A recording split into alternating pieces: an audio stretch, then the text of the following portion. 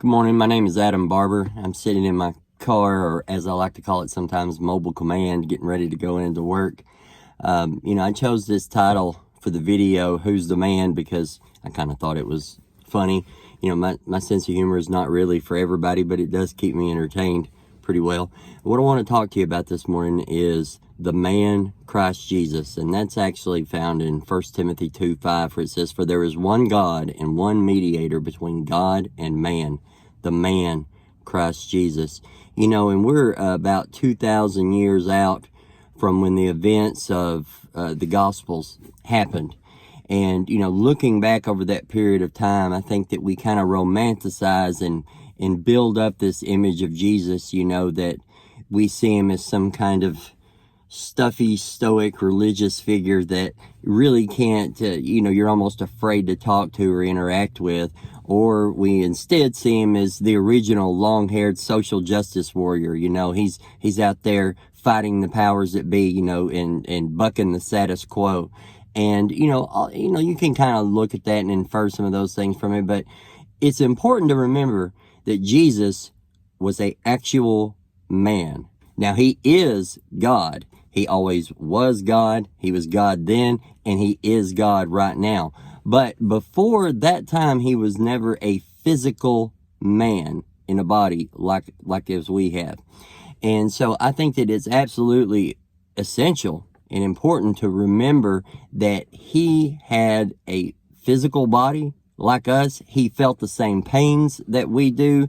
He was, if you read some of the accounts in the Gospels, of course, they had to walk everywhere in first century Israel. He got tired. He had to sit down and eat. They went fishing together. They sat around the campfire and talked and things like that. And John, actually, the disciple that is referred to often in the book of John as the disciple that Jesus loved. If you read in 1 John, it talks about they beheld the Lord. They beheld Christ.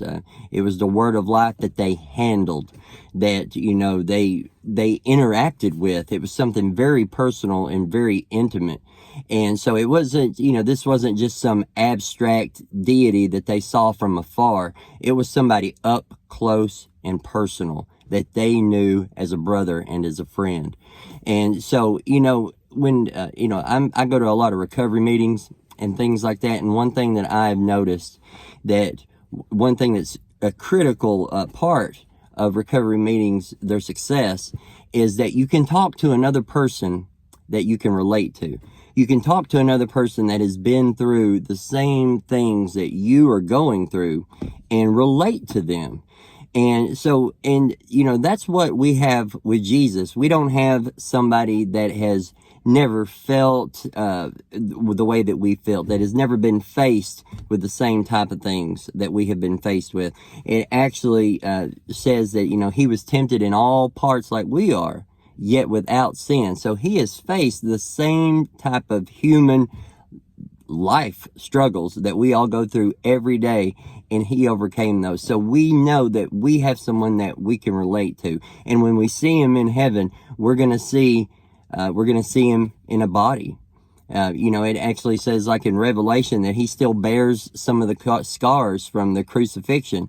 And, we're going to see one of our own that's sitting there, by the right hand of God on the throne. So we know that we have someone that we can relate to. We know that, hey, that's one of us. No, we're not exactly like him, but we can now see him as he is. And so, when you're thinking about Jesus, when you're praying and you're talking to him and you're pouring out your heart to him, know that you are talking to someone that is touched, as it says in Hebrews, with the feelings of your infirmities, that he is sympathetic, having felt them himself, and that he intimately cares about you, your life, and what you're going through.